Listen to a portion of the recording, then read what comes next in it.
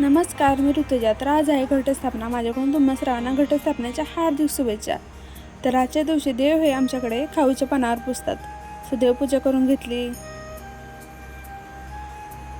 त्यानंतर पत्राई ठेवली, मातीमध्ये धान्य मिक्स केलं होतं सो ते पण टाकून घेतलं.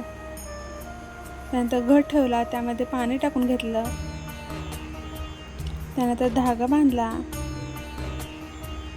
घटामध्ये 1 रुपयानं सुपारी टाकलं. त्यानंतर घटाला हळदी कुंकाचे नाम ओढले, फुलाची माळ बांधून घेतली, दिवा लावला, अगरबत्ती लावली.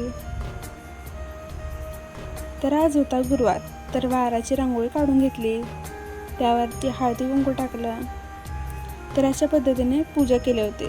सो तुमच्याकडे पण अशी पूजा करतात का ते मला नक्की कमेंट करून सांगा.